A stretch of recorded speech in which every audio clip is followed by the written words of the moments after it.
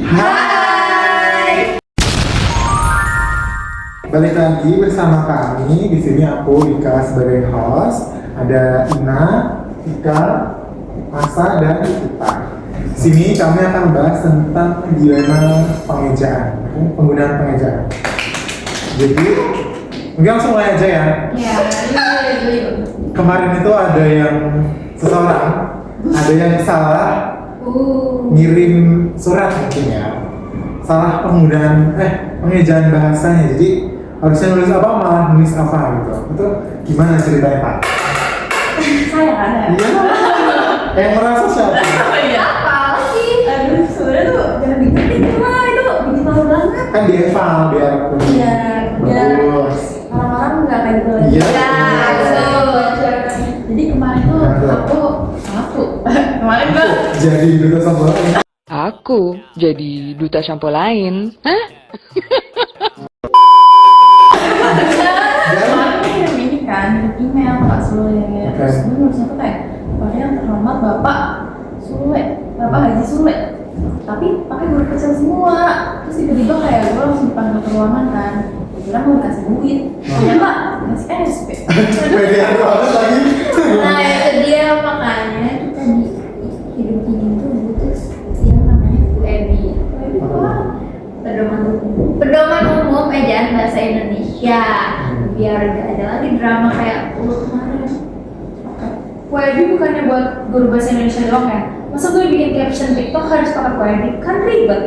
Jangan salah Fit, UEBI ini nggak cuma buat guru doang, kita juga perlu karena ini memudahkan kita berkomunikasi supaya komunikasinya semakin jelas. Nah tadi kan ada ini kan, apa namanya, kesalahpahaman penggunaan huruf kapital yang terjadi sama si Aisyah. Karena kita akan membahas nih kasus penggunaan huruf kapital. Nah, ini tuh aturannya jelas lah. Jadi huruf kapital itu tuh kalau buat unsur nama gelar kehormatan, keturunan atau keagamaan itu kalau diikutin sama nama orang. Jadi kalau misal kamu nulis Haji Sule, nah itu tuh H-nya gede. Tapi kalau misal kayak cuma kata kamu pergi naik haji, nah itu kecil kenapa? Kalau haji 12 itu kecil. Kan 12 kecil.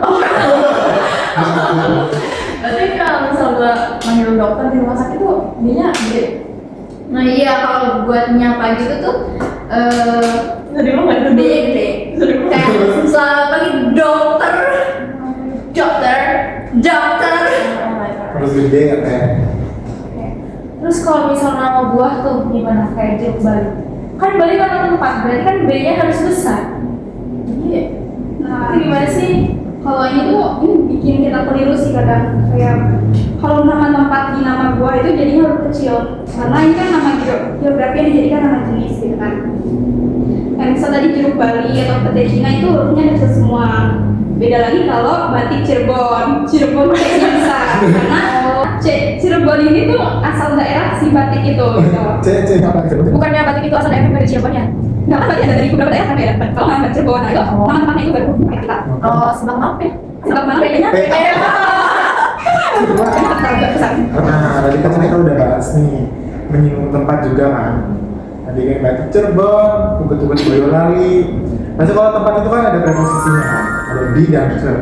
Itu masih banyak banget juga nih yang keliru gitu kan. Pernah nggak sih bikin kayak konten gitu terus kayak captionnya dijual, misalkan digabung, tapi malah bisa gitu, pernah nggak? Sering banget. Soalnya gue juga bingung harus digabung atau dipisahnya itu di mana. Nah, itu tuh gampang sih Fit. Kalau di atau ke tuh kalau di kata depan ya, buat menjadikan tempat itu wajib dipisah. Contohnya kayak di kantor, di rumah, di sekolah, itu tuh harus buat dipisah. Kalau yang digabung ada nggak? Kalau itu tuh imbuhan buat kata kerja kayak dimakan, dibeli, diminum, basah dong, nggak basah. Nah, pokoknya ingat aja kalau misal buat kata tempat itu kasih jarak. Kalau misal perasaan, kalau kata kerja itu di